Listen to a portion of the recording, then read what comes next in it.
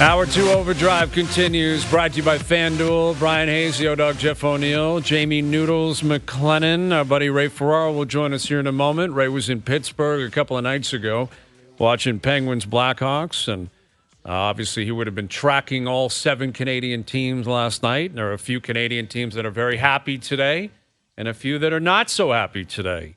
And that's to be expected, right? That's going to happen. I think Canada went, 3-4 last night because Ottawa lost to Carolina.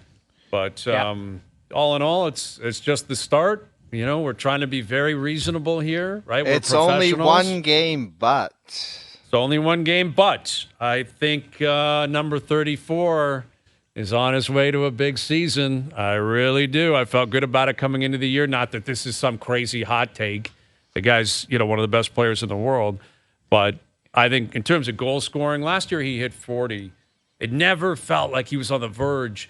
His season almost statistically was like the Blue Jays season this year, where it was good, but it was lacking something. Like there was something missing where you're like, I just don't see the explosiveness. I don't see it in his demeanor.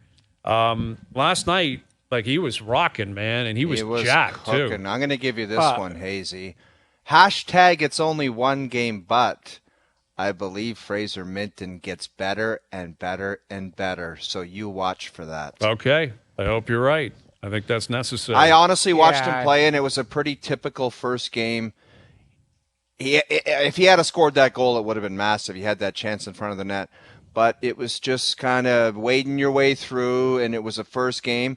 I guarantee you he's better. He's better the next game, and he'll get better the game after that.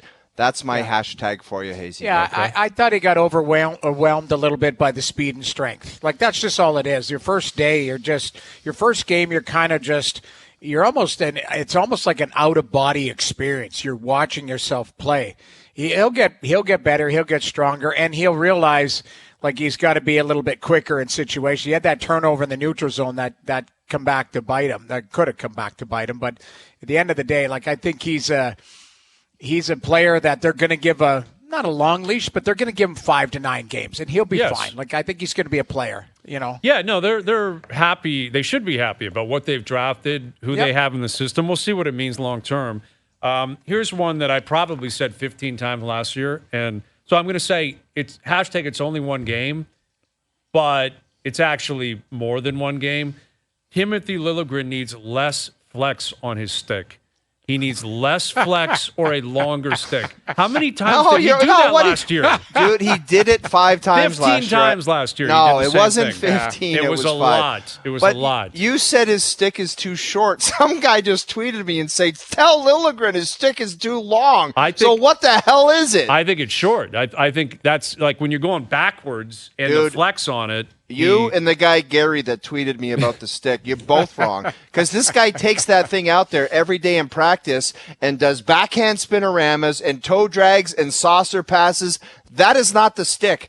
It's like Pat Quinn when he said to Nathan Parrott, he missed a shot and came by the bench and was looking at his stick, and Pat said, it's not the stick with you, son. So it's just, you've got to figure it out. It's not the stick with you, son. Wow. That's so great. It was a win, and you can't, you're not going to dissect everything, but impressions of Klingberg? I thought he looked comfortable last night. He looked fresh. Very like good call with the it puck. Fresh. Very fresh. Very fresh. Yeah. I thought, I don't know. I thought that who was Gio playing with? Was it him and Liljegren? It was Liljegren. Yeah, he was with Liljegren. Yeah. There were some moments there. Like, I think they had some moments in their own zone, but it just, for the most part, you get a save or you get a different play, then you just move on. It's not like Montreal had 48 shots. No, exactly. It was 30-12 or something, the shots at one point. So, listen, it was game one. It was only game one. But I thought there were some really good performances last night. Some real stuff to build on. Well, it was an entertaining game. Was it sloppy? Yes, obviously. It was 6-5. The goalies were great defensive breakdowns. But you look at 3 individual plays and individual players where I think if you're on the Leafs side of it, you got 2 points, you move on, no one's going to focus on it. TJ Brody blowing a wheel. Liljegren's, gaff and Domi's gaff. Yeah. Domi had a lot of time and space to get the puck out of the zone. He didn't do it. And I can't remember which goal that was. Was that the 4-3 goal or the 3-3 goal? But like those are three plays where a week from now, they probably don't happen. Maybe they don't happen at any point the rest of the year. Is Brody going to blow wheels? Is Liljegren's probably going to have another situation like that because I've seen it, I swear, 15 times. 15 You say times. 5, but I think it's 15. And Max, I didn't think Max Domi had a ton of action last night. He's going to ease into it. And that was a big thing. Like the new guys, Ryan Reeves, he was aggressive. He threw a couple of massive hits. He gets in a fight where Jack Guy basically grabbed him and said, we're fighting. And Reeves was totally fine with that. But that's something that's coming, I think, in this division. Like, Jack Guy fights, that Tanner Jeannot down in Tampa fights, Lucic fights, Reeves fights. They're like, every team in this division is going to have some heavyweights. And I'll bet you that's not the first time these two guys are going to fight in the next 3 years. Like, if Reeves plays 3 years with the Leafs, which I'm not convinced he will, he might fight Jack Guy 3 or 4 times. I thought that was a great job by Ryan Reeves. Like, I thought he made some good plays last night, and that building was kind of quiet, and he said, okay, I'm going to cause some problems. You notice he had some big hits. Yep. That got people off their butts and started cheering. That's the idea of changing a momentum with a quiet start in a quiet building, and I thought he was great last night. Even when you got Bertuzzi that jabs the goalie in the nuts. I loved it. It's just a different attitude. Like, God. It was. And everyone goes in, and I don't know if you can play the replay.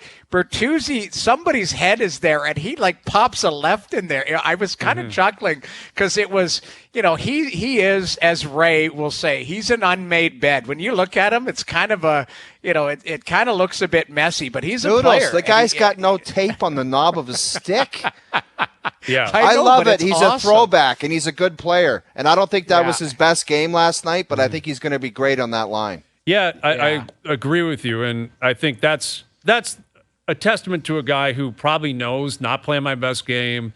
It's early, but at least let me try to do something different, right? Like even when it was 4 or 5-4, I think late, he was out there for a shift when they were 6-on-5, and he took a swipe at a guy, and I'm like, if the ref calls that, then you're really in trouble. But the ref didn't, and I can't remember who the Habs player was, but he was like, all right, whatever. Like, I'm not going to retaliate because I don't need to be going to the box. But, that's the kind of stuff that Bertuzzi likely will supply throughout the year, and I think that's what has, a lot of Maple Leaf fans excited. All right, we're a couple of days into the NHL season. Ray has been flying all over North America. He was in Pittsburgh a couple of nights ago for the Bedard opening. I think where is he, in Washington now, I believe. Ray's doing the tour. Here he is, our good buddy Ray Ferraro, joining us here on the Maple Toyota Hotline. Where are you now, Ray? I am in Washington. I had sometimes your schedule just doesn't work out, but I was in Pittsburgh on Tuesday and Washington Friday, and it's too far to go home, so I was Tommy Tourist walking around Washington today. Attaboy. Hey, the White House is here. Who knew? Yeah. Just kind of walked over Pretty there. cool. Pretty cool architecture, wouldn't you say? It doesn't look like Trail BC, I'll tell you that. Yeah. You're not going to see that too often down in D.C. But, we were talking about that Leaf game last night, and there's a lot of things to get into with you. And the Leafs game was sloppy. There was certainly players that didn't have their best night. There were some defensive breakdowns, some goalie issues. But purely from an entertainment standpoint, 6-5, hits, fights, Matthews scores 3. That was a fun game last night. I don't know how much of it you got to see, but I think both teams probably walk out of there saying, all right, not our best, but we probably supplied the fans with something that they can go home happy about.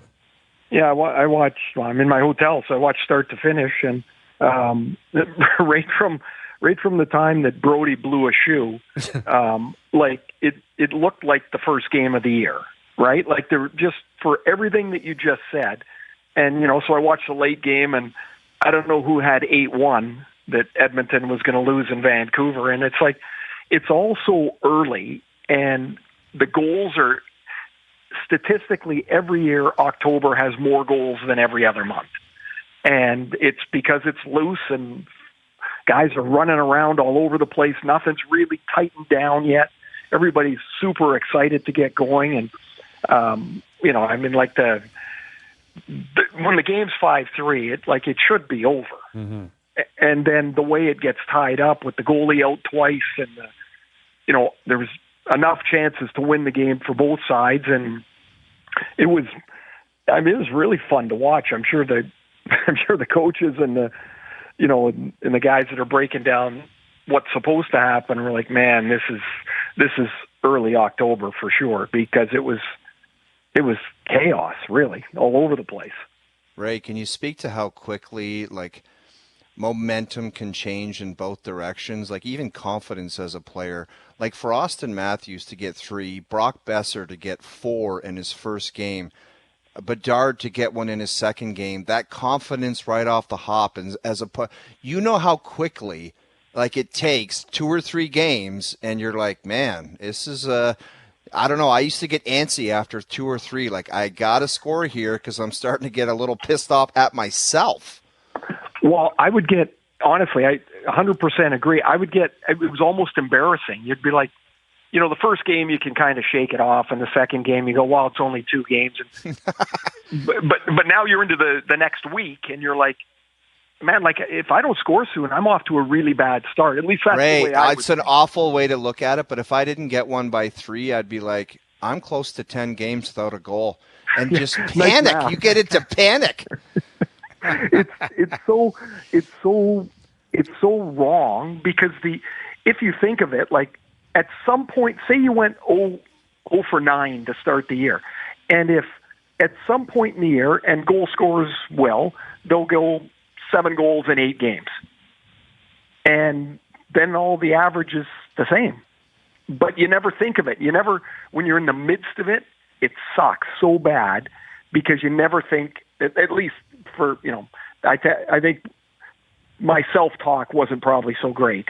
And so I'd be like, oh my God, if you don't score soon, you're going to be off the power play, and you talk yourself into a hole. You start like this, and I don't know, you just feel something is different. There's extra confidence. You've got a little bit of a cushion. Not for Matthews. He's going to get 55 or 60 this year. He's going to have a monster year again. And I just don't see any way that he doesn't. And it's probably I'm out of the gate now and I'm off and running. But for Besser, who's had a tough couple of years, injuries, his dad dying was quite a public story and a really hard story to go through, and or life part for him to go through. I mean, it had to feel amazing last night. And hell, sometimes it's your night. I mean, he's standing there in the slot looking the other way, and it hits his foot and goes through the goalie's legs. Sometimes it's just your night. Yeah, Ray, we were talking about it. Had what was the hashtag? It's only one game, but. Yeah, so if you had to look and take a look at that Edmonton game, I mean, does it start to uncover, the Jack Campbell, Stuart Skinner conversation? Does it, Edmonton was just a train wreck last night, and Vancouver was on fire. Do you look at it from a positive standpoint from Vancouver, or a negative from Edmonton, or both?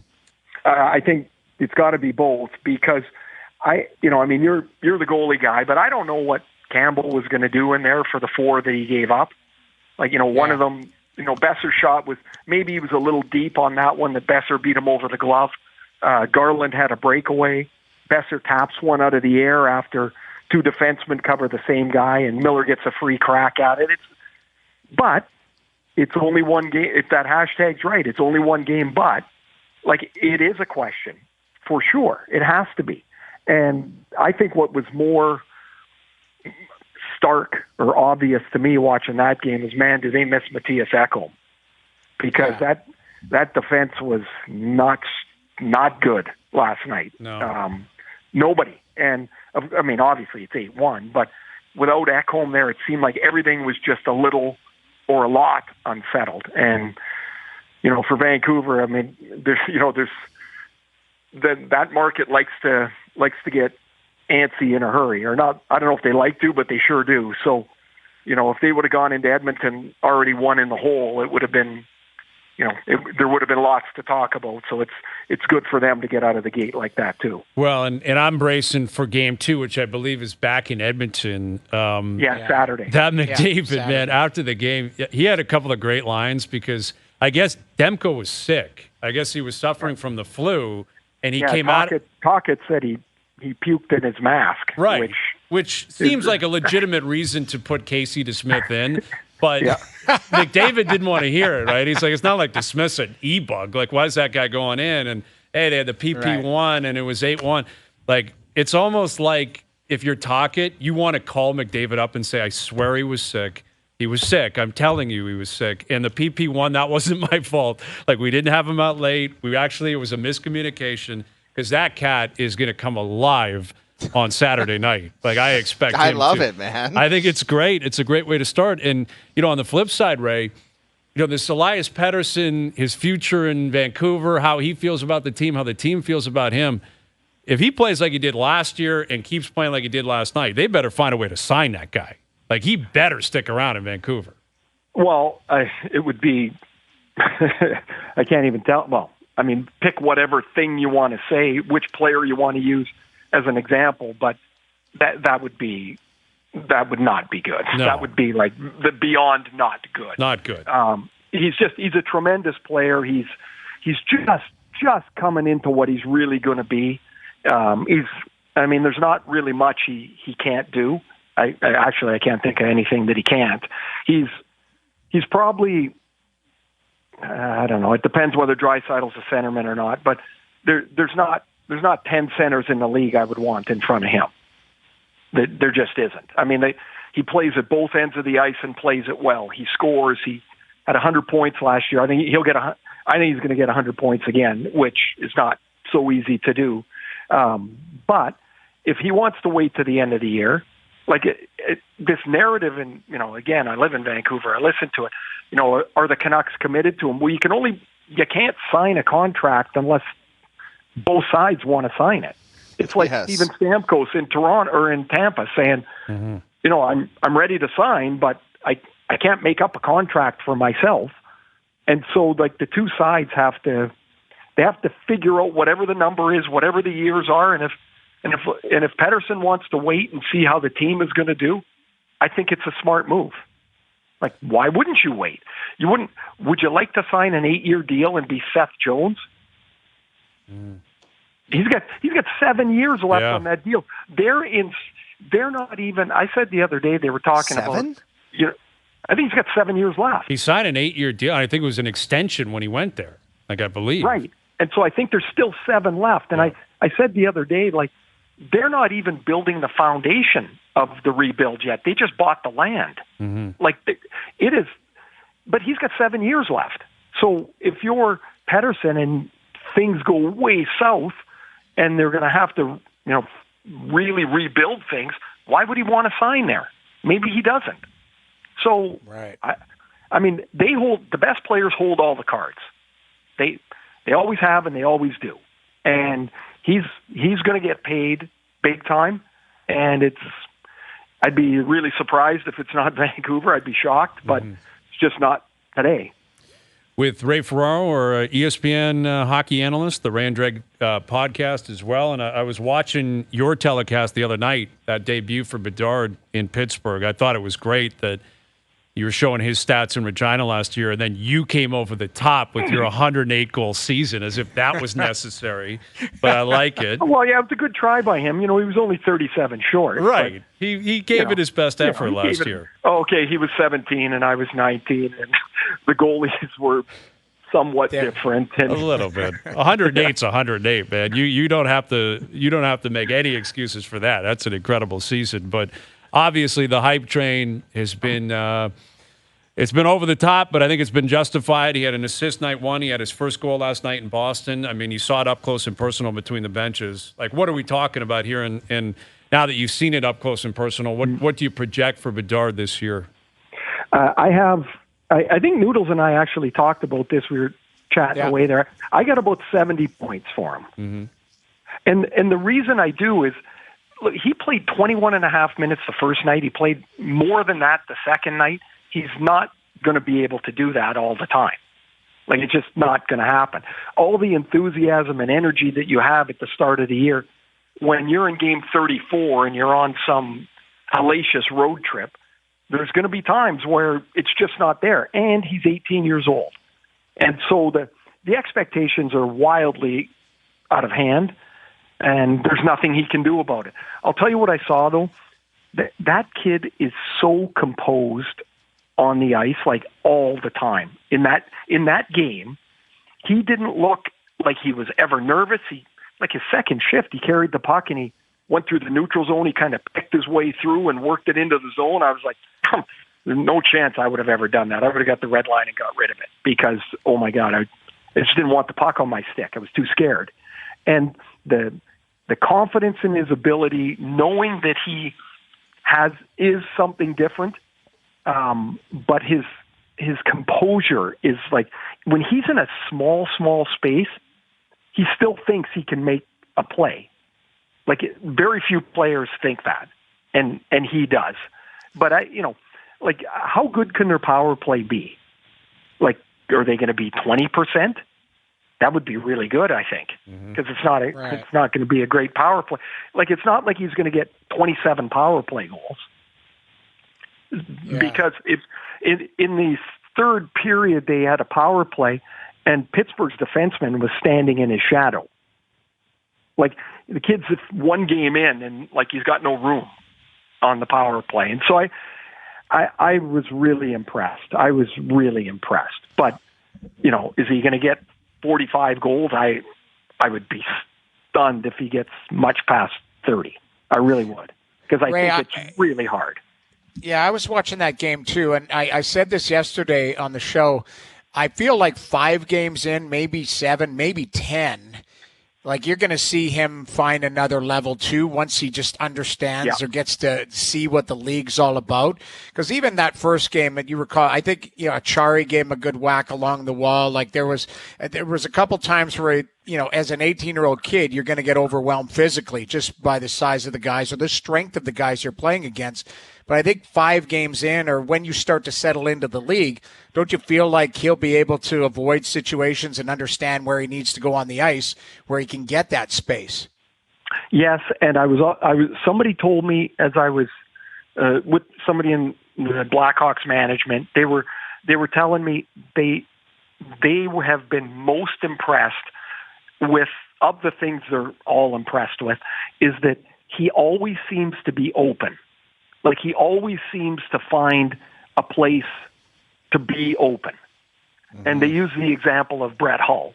Like, Hully was not the fastest guy, but he always seemed to be open for a pass from, whoever it was, Janney or Oates or whoever it might have been, Mike Modano. And he would always be open. And he said, this kid's got the same thing. Like, when there's a play happening, he gets open. So to your point is that there is going to be, like, the stuff he's going to learn is going to come faster to him because he's got this way about him. It's going to come faster to him than it does to other guys. And so he'll, like, his shift length, for example, it's a minor thing, but it was like 1 minute and 30, like, in the first game. He's just not going to be able to play that long in today's game. And he'll figure that out, and he'll be like, oh, I'm too tired. I keep turning the puck over. I'll shorten it down, and he'll be better because of it. He'll find out when he can skate with the puck more, and sometimes he's going to get up there. Like, he tried a couple times near the end of his shift to still beat the D, and in junior he probably would have half the time got around the guy, and this time you don't have a chance. So he'll know that it's not the time. Like, he'll get all that stuff, but they have. This is the best time for those kids to play in Chicago. They have zero expectations. Mm-hmm. They want them to just go play. And so if you screw up, nobody really cares because they just want them to gain experience. Yeah, I'm curious how you guys feel about, veteran star players speaking on Bedard, because it happened the same thing when McDavid came into the league, when Sid came in, I'm sure when Lindros came in, like these uber hype kids we've known about since they were 13, 14. But I think a week and a half ago, Matthews was asked about, a prediction for Bedard's opening night, and sarcastically, he's like, I don't know, maybe score 6. Like, basically, I don't care to talk about it. I don't know if you saw Marchand last night before the game, but he's like, I'm not talking about it. I don't have interest in doing so. How would you respond, Ray? Like, if he was playing in Hartford tomorrow night or Long Island, like, would you bite and give answers on him, or were you just like, I don't care. He's not on my team, and it's not my problem? I think the guys are, because I think it's your question. What would I think? I would feel defensive, and I would be like, wait a minute, I'm in the league. You're asking me to talk about him? Like, I don't know anything about him. I'm sure he's good. I don't know. Go ask somebody else. Right. Like, I don't think I would. I mean, why would you want to pump somebody else's tires? Like, especially when you don't know. Like, what would these guys know about Connor Bedard unless they'd seen him on TV at the World Junior Tournament? I'm sure they weren't watching Regina and Moose Jaw last year. Probably not. Right. Just a guess. So I could see I read one quote from Bedard. He's like, if I were a fan, I'd be tired of reading about me too. Like it's funny. He's got that. It seems like he's got that type of personality that he certainly doesn't crave the limelight. But the limelight's going to be on him. I said at the start, like, his life will never be the same because he will never fold into being one of 700 NHL players. He just never will. It's like Sid or Matthews. Like, they never will. Mm-hmm. They're at a different level, they're just different players and different personalities in the game. Like, when would be the last time Sidney Crosby was the second banana in a game? Right. And it wasn't even close. He wasn't even second, right? It was like Bedard, and then other players happened to be playing. I said, we were getting ready. I go, look, there's 2 guys in this game, and they're going to take the opening face-off, and there's 38 stunt doubles out there. Like, right. The rest of them, it's like, it doesn't even matter. But that was a good idea, wasn't it? I mean, that was a really smart play. ESPN, I think Bedard into Sid. I think it was perfect. Like, I don't think you could ask for a better script. It really was, Hazy. It was just because he's, Sid is his idol, and it just felt right, didn't it? I saw the one thing there, like, poor Anaheim for, they lost the lottery or the coin flip or whatever it was, and they got Bobby Ryan, and Pittsburgh got Crosby, and then they lose it. They had the worst record last year, and they lose it again. And Bedard goes to Chicago. I'm like, the second place twice really doesn't help him much. No, it doesn't. It does not. Like, it could have been so different, eh? Like, just think, like, had they won the lottery thing, Crosby would have been in Anaheim. Mm-hmm. That's right. Second twice. Like, that is actually, like, insane that both those guys came up. I don't remember where they would have been when McDavid was coming up. Or Matthews for that matter, but they're probably a better team, and I don't remember them in the mix, but that's how quickly things can change. Like, Dude, Chicago look at got how them. many times Edmonton hit the dinger. Like, that's insane in itself. Yes, and they got the biggest of them all. Like, yes, Nugent Hopkins is a good player. Taylor Hall's Hall, a good too. player, but they got the king. And same thing with Chicago. Anaheim missed him. San Jose missed him. Montreal missed him. Columbus missed him. And he's in Chicago, and he's probably going to be there for 15 years. If not he's more. Gonna be there. He's going to be there till he's done. Yeah. Like, there's just something about the luck of getting a player like that, and it's at the very start of your build. Everything will be around him, and it will be that way for as long as he play. I mean, he's going to be a player that is not. He's just not going to go anywhere. Mm-hmm. They've when you're around that, as I was the other day, like, you just see everything is revolving around this kid, and he craves none of it, like none of it. And yet he's composed, he's respectful, he knows what his responsibilities are.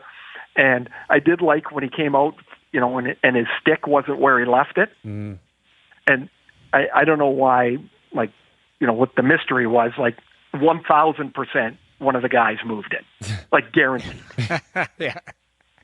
Like I know I would. If I saw him putting his stick in a place so he could walk out and grab it, I would move it to another corner, like guaranteed. I did this experiment with Noodles one time because he used to put his pads back to back and they were in the same spot and he'd just stare at them when he was playing. So I'm like, this is ridiculous. How does he know where they are? So we went to the bathroom and I walked across and moved him about 6 inches and went back to my seat. And I just sat there. And he came down, sat down, after going to the bathroom, sat down, got up, moved his pads back 6 inches right where they were. I'm like, oh, my God, I'm never touching those again. Yeah, this guy's got real issues. Like, do not Hey, mess with there's this one guy. goalie that you do not. Tom Barrasso, if anybody touched that guy's stuff, I'm not kidding you, he would take his goal stick and break it over your face. Tommy Barrasso, man. That seems reasonable. Dude, I flung a roll of clear plastic tape across the room and it hooked onto my finger and hit Tommy square in the forehead. I wanted to run for my life and go to my car. And I'd been in the league for a long time. I thought this guy's going to kill me. Yeah. Oh, that's outstanding. I love that. Keep in mind, Ray played with Hexie, and Hexie was their tough guy in junior. Same thing. Not exactly stable. Is that what you're suggesting? That same team, the Hexie used to put his stick behind the door. Well, the way the door opened, when his stick was there, it wouldn't open all the way. So the trainer comes to me and goes, hey, I know you've known Hex a long time. Can you tell him to move his stick? I'm like, I'm not telling him. I was like 31 years old. I'm like, I'm not telling him. Forget it. And they're like, well, I don't want to tell him. So they had this meeting of who was going to tell him to move his stick. That's where the money's going, right? Those are the meetings. You wonder what's happening behind the scenes. Who is going to tell Ron Hextall he has to move his stick all the way up to ownership? Hey, there was no breakout discussion. There was no travel discussion. We got to get Hexie to move his stick because the door won't open. Priorities, man. He is Ray Ferraro of ESPN and the Ray and Dregs pod. We always love having you on, buddy. Enjoy yourself down there. Tourism 101 down in D.C., and we'll do it again soon. Yeah, I look forward to it. Actually, I got a game coming up in the end of the month. LA's in there, and so I'm looking forward to that. Get back to Toronto for that one. Awesome, buddy. Hopefully we catch up before then. You betcha. You can buy me dinner. Yes, happily. We'll see you down there. Good luck. Good luck with that one. See you guys. Thanks, Ray. Ray Ferraro joining us here on the Maple Toyota Hotline. Build your next dream Toyota at Maple Toyota and check out Maple Toyota's pre-owned inventory arriving daily. It's time to Toyota. Visit mapletoyota.com. I think that's an 8 p.m. start, actually, like the only 8 p.m. start of the year for the Leafs in Toronto. Yeah, I think it's a local game at 8 p.m. because ESPN. Nice. That's my understanding. Yeah, I'll go back and confirm that, but I'm pretty sure that's the case. That's good. It gives us time to get down there if we're in studio or at home. I love it. That's what I'm thinking. I might head down there and bug Ray. It's a game changer, though, man. It's a whole different setup. It's a different world. We talked about like back in the day, Yankees playoff games that started at 8. Mm-hmm. It was a 4.5, 5 hour commitment to that ball game. It really was. It would be 8:07 first pitch. And you're like, this maybe thing's later, dude. Maybe 8:28 first pitch, Oh, and then it's like 12:30. You're in the 7th inning. It's like, is this actually for real? Well, that great Joe Buck call, right, off the heels of his dad's call, Jack Buck, when Ortiz hit that home run, he goes, "We'll see you later tonight." It was like 12:45 or whatever. Like he had a walk-off home run, and it was already well past midnight. And Buck's like, "All right, we'll see you later tonight." It's a great call. Great call. Yeah. In fact, yesterday was the 20th anniversary of Pedro versus Don Zimmer. Oh, no. Yeah, Pedro versus Don Zimmer. That was 20 years ago. That's a tough look, though. Do you really remember? tough. Like, that was really like, sad. that was tough. I think Pedro felt bad after. He didn't did. He did. And so did Zimmer. Remember Zimmer came out and he was trembling and crying. And crying. And he's like, because Zimmer... For Zimmer, it was a disgrace to baseball. It was a goofy play, though, for him to start running out. Like, he should not have been running at a player. You know, it's like, come on, Don. You've been around the game for 80 years. But Pedro was like a matador. All he did was just guide him. He grabbed his head and just kind of guided him. Hey, I'll tell you what, man. It gets the prison rules in that kind of environment. You're not looking at driver's license. You're just, I'll sucker anyone. That's right. That's exactly what happened. Yeah, it is. That was. That's what you know happened. what? Do we have time? I would like to see it. Here There it is. Okay, see you later, Don. Whoa, there was a whip. There's a whip That's at what the I end. mean. Yeah, he tried to snap his neck on the way down, and Zimmer went down. You know what's wild is that's at Fenway, and there's a local cop who's like, "Oh my God, Don, are you okay?" He's patting him on the back. He can't believe it. Donnie Zimmer just can't. He doesn't know what universe he's in. Like, we didn't like that happening to Donnie, but Pedro was like, "What are you running after me for, old man?" Watch the cop. Go back and play the first one, and if you watch the cop is embracing Don Zimmer. Beside himself. He can't believe it just happened. That's a Fenway cop who probably loves the Red Sox. Here it is. Watch Pedro whipping Don Zimmer, and then the cop's like, "Oh my God, Don, are you okay?" Donnie's He's like, patting "Get him on up, the get back. up." He's Like trying to "Don." wake him up. He's probably trying to wake him up. That's probably what. But that was. It's a tough look all around. all but around. You don't All go around. charging at him. Pedro just like he stuffed him in a He garbage ended can, it pretty quickly. And Aaron Boone Yeah. walked him off, a couple nights later, and then a year later we know what happened when they were down 3-0. Yeah. What a wild few years that was, Yankees Sox. All right, we got Pierre LeBrun coming up in about a half an hour. Overdrive continues, TSN 1050 and on the TSN app.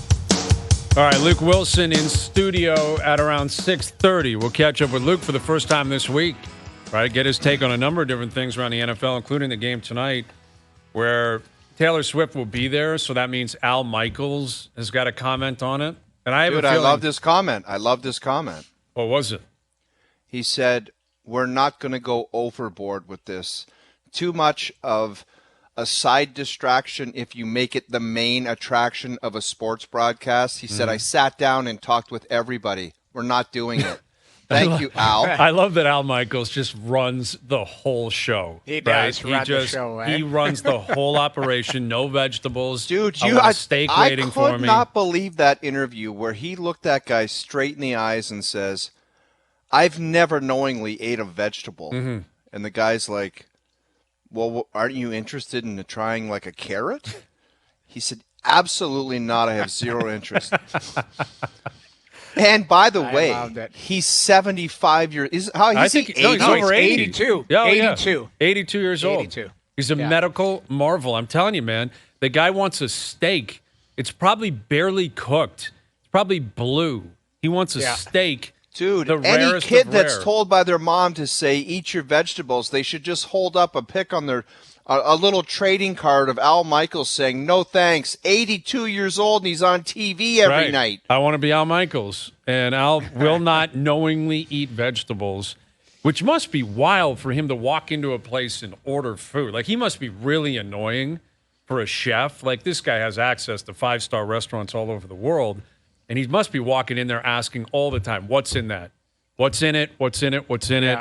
If you're going to make that for me, I want nothing that resembles a vegetable. Nothing that resembles a vegetable." This guy just crushes steak and cheese and But think about it though. potatoes. You're right. Like this guy makes how much? 10 million a year or more? Like at minimum, for sure. so he's He going has a every tidy night. salad, too. yes, Tidy. very much so. Oh yeah, that looks like it's well cropped. Do you remember? And he's not talking about Taylor Swift that much. Do you remember? Was it Musburger or somebody who made a big deal about that quarterback's girlfriend? Yes, AJ McCarron. That was the Crimson Tide. That was in Alabama. He was like, "Oh, boy, look at this." He was talking about his mom too. Remember, he's like, mom, like, "There's oh my- McCarron's mom." It's like, wow, dude, relax, That was- Musburger.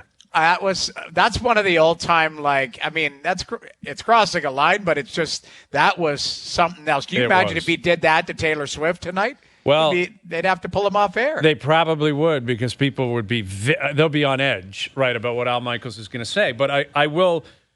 Al Michaels is one of the all-time greats. Undoubtedly, Yeah. he's still got his fastball. I don't think it's hit 99 on the gun, but it's still 95 with some cut. But he can say whatever he wants right now. If this game's 45-0 going into the fourth quarter, he's talking Taylor Swift. Yeah. And his producer will be in his ear saying, Al, I don't care what you think we're going to do or not you're do. You're talking about the wrong guy. He ain't doing it, Hayes. Well, then you know who will? Herb Street. Herb no, Street. he won't. Yes, because Herb Street Al will. Michaels, you just said it will. runs the show. What's his commentary going to be on Taylor Swift? He could care less, man. Taylor I'm sorry. Swift being in the building basically saved. Was it the Bears game?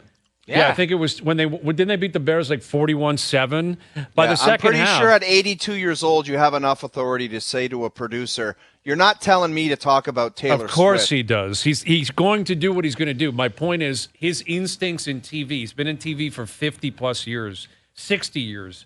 Someone is going to say to him, and he's probably going to agree, "You're right. We got to do something here. This game stinks."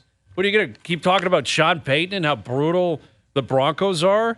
Like, at some point, the material, it just isn't in front of you. You guys have been a part of panels like that. Noodles, you've called games that get carried away. It's like you probably wish Taylor Swift was in attendance. Absolutely. Give you go something big to talk picture. about. Yeah, like I would have been, if I was calling that Edmonton-Vancouver game, I would have been talking about, and believe me, we got to get into this.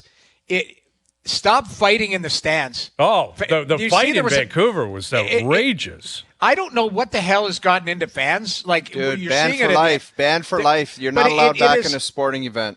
Did I not read? Didn't a fan die recently? Was that at an NFL game or something? Yes, like that did. I believe it was an NFL game. Miami, Denver. It might have been. But it's ridiculous. Like, I'm watching this fight in the stands.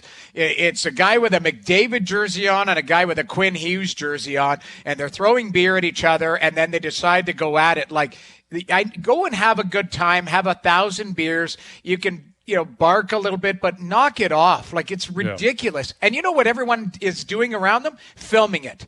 Filming it. That's the nature of society now.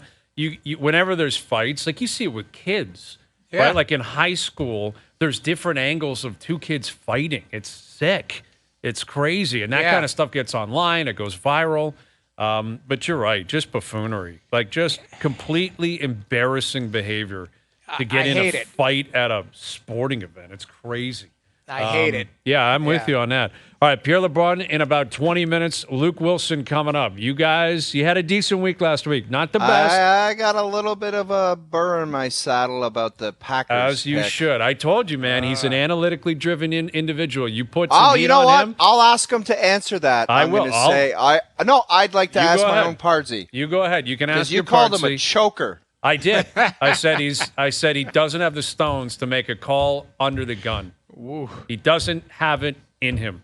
Doesn't have the dog in him. And I stand by that. Overdrive continues. TSN 1050 and on the TSN app. All right, TSN 1050's Leafs lineup is your chance to win Leaf tickets every week all season long. Every weekday, we will announce a current or former Maple Leaf player. And on Fridays, you will have a chance to call in and name the Leafs lineup of the week. Name all the players in the lineup. You'll score a pair of tickets to an upcoming Maple Leaf game. Today's player is Jeff Finger. Jeff Finger, one of the great contracts in Maple Leaf history. Jeff Finger. Dude, I thought you were going to say, if you can play the tape back, because I was like, oh, it's Jeff on. And then you said Jeff Finger. Jeff Finger, yes. Jeff Finger. It's early, was going to be Jeff O'Neill. You thought it was going to be Jeff O'Neill. I literally was proud. I was like, oh, it's Jeff O'Neill. Then the guy says Finger, and I'm like, what? Yeah. You couldn't just throw me a nugget in there? Listen, I'm reading the script, dude. It's burgundy time. When I start reading this, it could say anything, and I'll probably read it. It's Jeff Finger, and this week we're giving away a pair of tickets to see the Leafs play the Blackhawks on October 16th. That is a game you want to check out. Saturday night? It's a Monday night. No, it's a Monday. I'm going to the game. You're going down. There you go. Monday. I am going down to the game. Not ideal, but they're in Chicago's in Montreal on Saturday night. That's going to be a cool game, right? Bedard, Habs, Saturday night, Bell Center. I would guess I'm going to go out on a limb here and say after this year, basically the next 12 to 15 years, Chicago will be in town on a Saturday night or real close to it, right? That's the way it should be. Guys like McDavid, Bedard, you at least mid to late week, a Monday. Mondays and Tuesdays are, they're tough. They're tough for people to get really jacked about what's going on. But there's a lot of excitement, obviously, about Bedard. We were talking about this earlier in the hour about other players around the league discussing Bedard. Someone sent me a tweet saying the best line ever for an up-and-comer was Lanny Watkins. when he was asked what he thought about Tiger Woods, and he said, "I never played there," end quote. So either he had no idea who Woods was, or he was like, "I'm not talking about him, and I'm going to pretend as if he's a golf course." Dude, I've told you this before, but Justin Leonard shot like 64 at the British, and they came off the 18th green, and the guy goes, "What'd you think of Tiger today?" He's just like, "Come on, dude. I shot 64, and you want me to talk about another golfer?" Right. He was pissed. Yeah, as he should be. You know what? We were talking about it with Ray, though, and it's true, though. The Toronto vibe, there's been some crazy. Like Matthews made a play a couple years ago where I can't remember what it was. He flipped it to himself or something. The whole league was talking about it. I remember everyone else was being asked about it, and people were like, all right, knock it off. Special players get that treatment. Yes. That's what it is. You know what it is? And the new guys get it. Like Wembanyama's going to get it in the NBA. LeBron will give some really diplomatic answer, but there will be someone in the NBA that will just say, "I don't know who this guy is, and I really don't care." Next. That's what's coming. Next. Final hour is next. Pierre LeBrun will join us. Luke Wilson as well. Overdrive continues. TSN 1050, soon to be up on TSN 2.